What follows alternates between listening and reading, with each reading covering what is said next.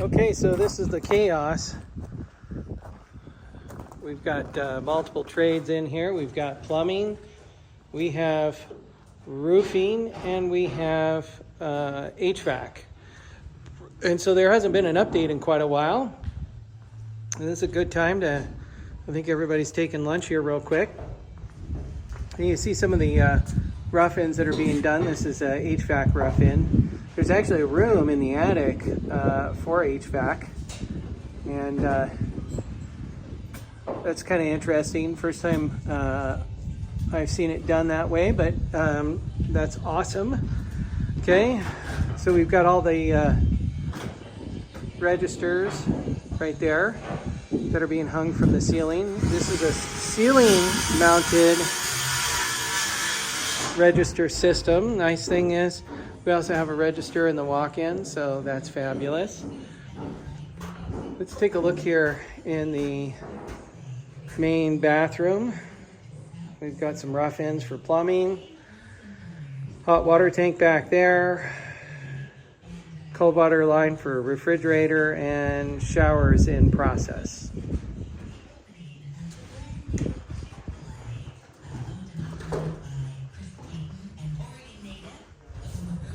All these slinkies are registers that are hanging down.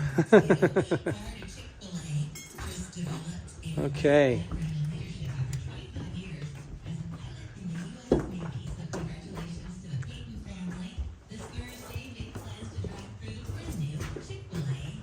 And one of the things that is done during the plumbing process, the rough-in process, is if you have a one-piece tub, one-piece shower, those are brought in during your framing, immediately following framing, I should say, so that they can fit them in. As a one-piece, they don't fit through a standard door.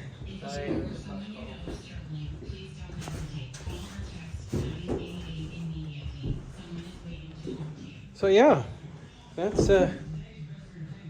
the house. A lot of the registers are already done. Another room up here for HVAC, accessed via the an attic ladder.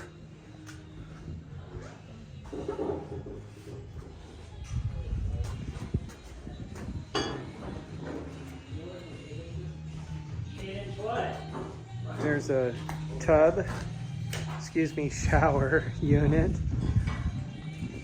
We still have some roof ventilation to connect to, but it's coming along. Super exciting. Oh, look at that.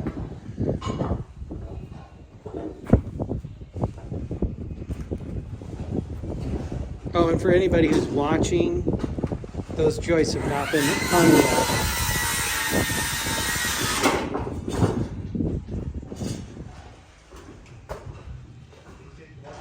Another update.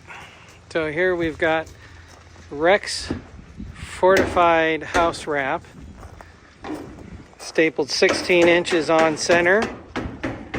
And here we've got flex wrap. Now this flex wrap is laid on the windowsill so that the window sits in it.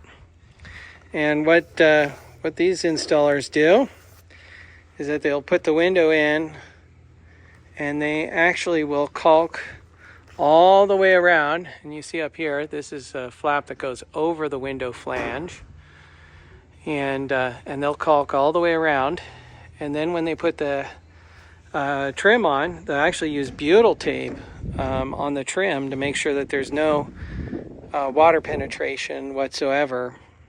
And anything we can do to keep water out is a good thing, because water will long-term rot Doug fir. It's not a exterior weather grade timber.